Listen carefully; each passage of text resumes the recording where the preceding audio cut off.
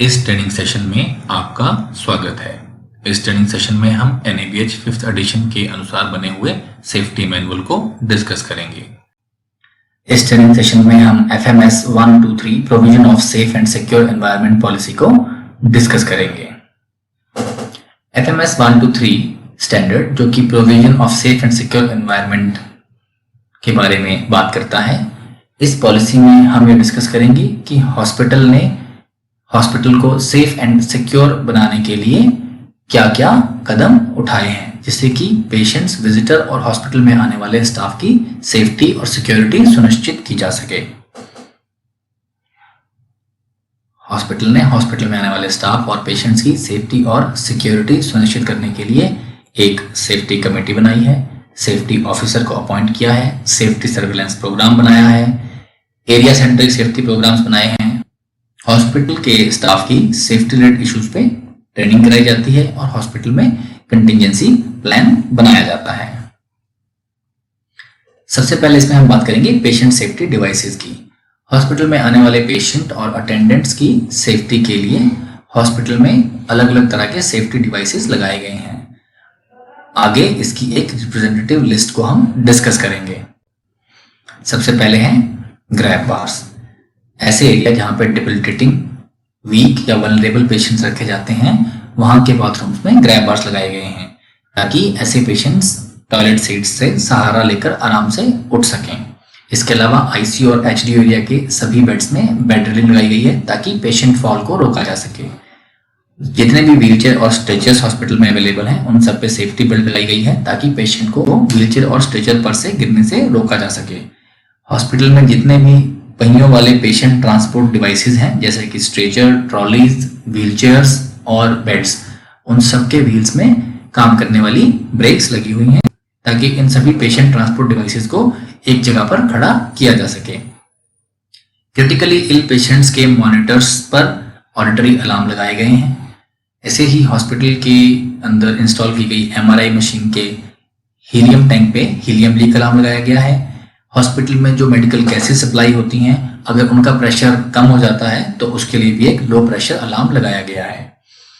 Hospital में जितने भी रेडिएशन वाले कमरे हैं, जैसे कि गैस लैब, एक्सरेज, उनके बाहर रेडिएशन वार्निंग साइंस लगाए गए हैं ताकि आम जनता को ये पता चल सके कि इस एरिया में रेडिएशन का खतरा है। हॉस्पिटल में जहां कहीं भी बायोमेडिकल वेस्ट को स्टोरेज किया जाता है, वहां पे बायोहजार्ड साइनेजेस लगाए गए हैं। पूरे के पूरे हॉस्पिटल में बहुत सारे फायर सेफ्टी डिवाइसेस इंस्टॉल किए गए हैं। सभी सीढ़ियों के ऊपर हैंडरेल लगाई गई है ताकि पेशेंट और उनके अटेंडेंट इनका सहारा लेके आराम से सीढ़ियां चढ़ सकें। इन सभी पेशेंट सेफ्टी डिवाइसेस को हर 6 महीने में एक बार चेक किया जाता है। अगर इनमें से कोई चीज मिसिंग या फॉल्टी पाई जाती है तो उसे रिप्लेस कराया जाता है। हॉस्पिटल के सभी स्टाफ को सेफ्टी रिलेटेड इश्यूज में समय समय पर ट्रेनिंग दी जाती है। ये ट्रेनिंग हर 6 महीने में कम से कम एक बार जरूर दी जाती है। इसमें फायर सेफ्टी की ट्रेनिंग, ऑक्यूपेशनल सेफ्टी की ट्रेनिंग और मटेरियल सेफ्टी की ट्रेनिंग इंक्लूड रहती है। हॉस्पिटल ने डिफरेंटली एबल्ड लोगों के लिए भी कुछ जरूरी इंतजाम किए हैं, जैसे कि हॉस्पिटल के सारे patient care areas, diagnostic areas, ramps और लिफ्ट के जरिए एक्सेसिबल हैं ताकि ऐसे पेशेंट जो व्हीलचेयर और स्ट्रेचर की मदद से इन सभी एरियाज में जाना चाहते हैं, वो आराम से इन सभी एरियाज में जा सकें। हॉस्पिटल ने डिफरेंटली एबल्ड लोगों के लिए डेडिकेटेड टॉयलेट भी प्रोवाइड किए हैं। स्टाफ को समय समय पर ट्रेनिंग दी जाती है ताकि वो ऐसे पेशेंट्स के साथ कंपैशनेटली डील करें और उनको प्रायोरिटी दें। स्टेयरकेस और कॉरिडोर के दोनों तरफ कंटिन्यूअस रेलिंग या हैंड रेलिंग का प्रोविजन दिया गया है ताकि इसके सहारे के साथ पेशेंट और उनके अटेंडेंट आराम से चल सकें। लिफ्ट के बटन्स में ब्रेल मार्किंग दी गई है ताकि जो विजुअली इंपेयर्ड लोग हैं वो भी लिफ्ट का इस्तेमाल कर सकें।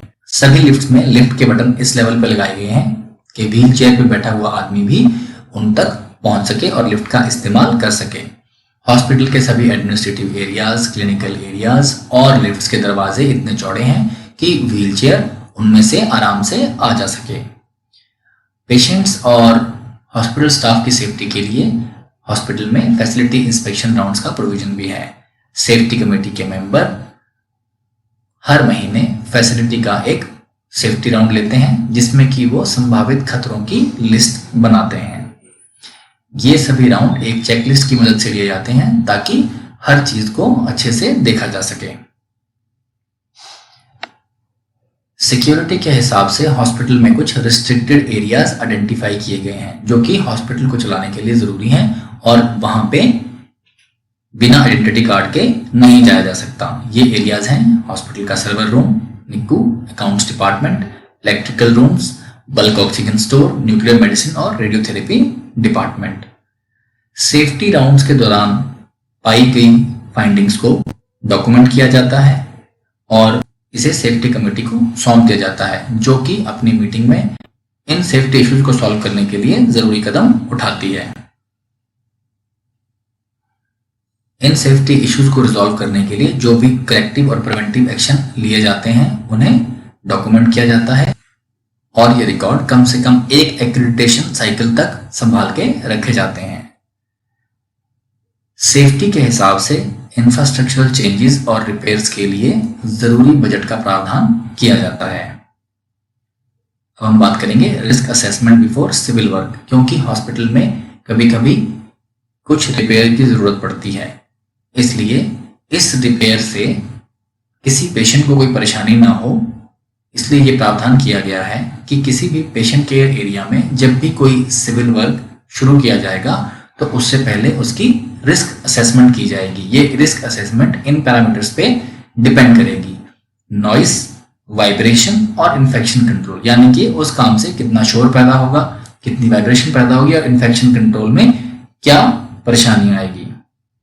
ये assessment infection control team, hospital का सेफ्टी ऑफिसर, क्लिनिकल और नॉन क्लिनिकल दोनों और मेंटेनेंस डिपार्टमेंट आपस में मिलके करता है।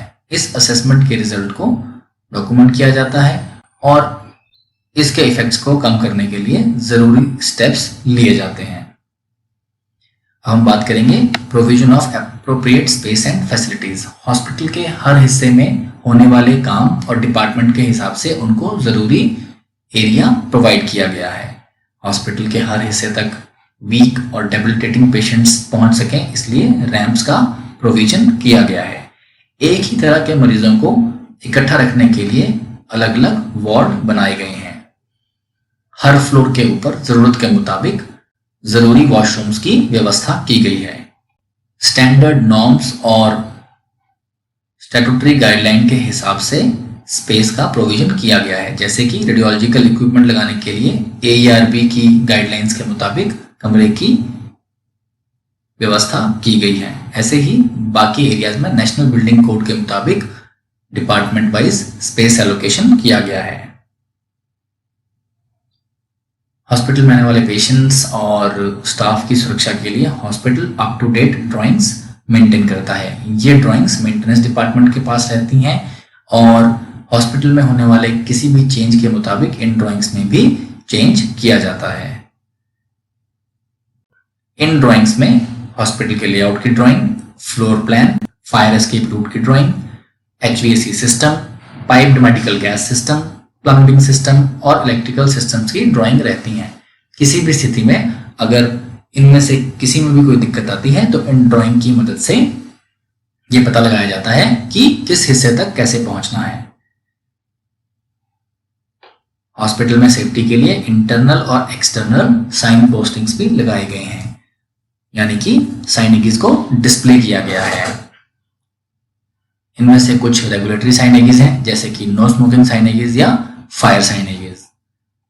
इसके अलावा हॉस्पिटल में डायरेक्शनल साइनेजेस भी लगाए गए हैं जो कि बाइलिंगुअल हैं, यानी कि 2 भाषाओं में हैं और पिक्टोरियल भी हैं ताकि उन्हें आराम से समझा जा सके। ऐसे सारे साइनेजेस चेंज ओवर पॉइंट्स पर लगाए गए हैं, यानी कि जहां से रास्ते बढ़ते हैं ताकि हॉस्पिटल में आने वाले लोग इनसे गाइडेंस लेके अपनी चॉइस के डिपार्टमेंट तक पहुंच सकें। अब हम बात करेंगे हॉस्पिटल में पानी की सप्लाई की। हॉस्पिटल के लोगों के हिसाब से हॉस्पिटल में पीने के पानी की सप्लाई का इंतजाम किया गया है और ये पानी हॉस्पिटल के मेन वाटर स्टोरेज टैंक्स में स्टोर किया जाता है। हॉस्पिटल में पानी का मुख्य सोर्स म्युनिसिपल कॉर्पोरेशन है, लेकिन म्युनिसिपल कॉर्पोरेशन से पानी ना आने की स्थिति में एक अल्टरनेट सोर्स की व्यवस्था की गई है। एक सबमर्सिबल मोटर लगाकर ग्राउंड वाटर से ये पानी लिया जाता है। इससे हॉस्पिटल में 24 घंटे नॉनस्टॉप पानी की सप्लाई रहती है। हॉस्पिटल में पेशेंट और स्टाफ को पीने के लिए पानी प्रोवाइड करने के लिए 2 वाटर कूलर आरओ सिस्टम के साथ और बहुत सारे वाटर डिस्पेंसर अलग अलग जगह पर लगाए गए हैं। पीने के पानी की माइक्रोबायोलॉजिकल टेस्टिंग हर महीने कम से कम एक बार की जाती है। इन्फेक्शन कंट्रोल नर्स पानी के दोनों सोर्सेज यानी कि म्युनिसिपल कॉर्पोरेशन और सबमर्सिबल मोटर से आने वाले पानी का माइक्रोबायोलॉजिकल एनालिसिस करती है। ऐसे ही इन दोनों सोर्सेज से आने वाले पानी का बायोकेमिकल एनालिसिस भी किया जाता है और ये 3 महीने में एक बार किया जाता है। टेस्ट करने के लिए पानी को हमेशा नलकों से ही भरा जाता है। बोरवेल के पानी को भी ऐसे ही टेस्ट किया जाता है। अगर किसी परिस्थिति में म्युनिसिपल कॉर्पोरेशन और बोरवेल दोनों ही जगह से पानी ना मिल पाए तो पानी वाटर टैंकर की मदद से लाया जाता है और इस पानी की भी एक्सेप्टेंस के समय टेस्टिंग की जाती है। इसके अलावा किचन में खाना बनाने के लिए जो भी पानी इस्तेमाल किया जाता है और वाटर डिस्पेंसर्स भरने के लिए जो पानी इस्तेमाल किया जाता है वो आरओ वाटर ही इस्तेमाल किया जाता है। डायलिसिस के पेशेंट्स के लिए जो भी आरओ वाटर इस्तेमाल किया जाता है उसकी हर महीने एंडोटॉक्सिन लेवल के लिए जांच की जाती है। इसके लिए पानी का सैंपल डायलिसिस मशीन के पास से ही भरा जाता है। अब हम बात करेंगे हॉस्पिटल में बिजली की सप्लाई का। हॉस्पिटल में बिजली की सप्लाई लोड के मुताबिक स्टेट इलेक्ट्रिसिटी बोर्ड से ली जाती है, पर चूंकि यहाँ पे बिजली की सप्लाई कभी कभी चली भी जाती है, इसलिए हॉस्पिटल के पास अपने डीजल जनरेटर सेट हैं जो कि बिजली जाने की स्थिति में बैकअप प्रोवाइड करते हैं। अगर बिजली नहीं भी जाती है तो भी इन डीजल जनरेटर सेट्स को समय समय पर चेक किया जाता है कि वो समय आने पर चल सकें। अब हम बात करेंगे एनर्जी एफिशिएंसी की। हॉस्पिटल ने ऐसे बहुत सारे कदम उठाए हैं जिससे कि हॉस्पिटल एनर्जी एफिशिएंट बन सके और हॉस्पिटल अपनी एनवायरमेंटल रिस्पॉन्सिबिलिटी को निभा सके। जब भी नए इलेक्ट्रिकल इक्विपमेंट खरीदे जाते हैं तो ज्यादा एनर्जी एफिशिएंसी वाले इक्विपमेंट ही खरीदे जाते हैं। हॉस्पिटल ने अपने लाइटिंग सिस्टम को धीरे धीरे बदलकर एलईडी बेस्ड लाइटिंग सिस्टम में बदल दिया है जिसमें कि बहुत कम बिजली का खर्च होता है। इसी तरह हॉस्पिटल में बारिश के पानी को इकट्ठा करके रेन वाटर हार्वेस्टिंग के लिए इस्तेमाल किया जाता है जिससे कि हॉस्पिटल ग्राउंड वाटर रिचार्जिंग करता है। सारे वेस्ट वाटर को रिसाइकल करके एसटीपी में प्रोसेस किया जाता है और इस पानी को साफ करके इरिगेशन और गाड़ियां धोने के लिए काम में लाया जाता है। हॉस्पिटल में सभी जगह पे कागज को दोनों तरफ से इस्तेमाल किया जाता है ताकि इसके यूज को कम किया जा सके। अब हम बात करेंगे बिल्डिंग की स्ट्रक्चरल सेफ्टी का। बिल्डिंग में जब भी कोई रिट्रोफिटिंग या रीप्लानिंग का काम होता है तो ये ध्यान रखा जाता है कि उसे स्ट्रक्चरल सेफ्टी गाइडलाइन के मुताबिक ही किया जा सके। हॉस्पिटल के अलग अलग हिस्सों के लिए ऑपरेशनल प्लानिंग की गई है और वहां पे एक्सेस रिस्ट्रिक्शन लगाई गई है। ऑपरेशनल प्लानिंग का मतलब है कि हॉस्पिटल में कुछ हिस्से ऐसे आइडेंटिफाई किए गए हैं जो कि हॉस्पिटल के चलने के लिए क्रिटिकल हैं और यहाँ पे एक्सेस रिस्ट्रिक्शंस लगाई गई हैं, यानी कि यहाँ पे बिना आइडेंटिटी कार्ड के एंट्री नहीं की जा सकती।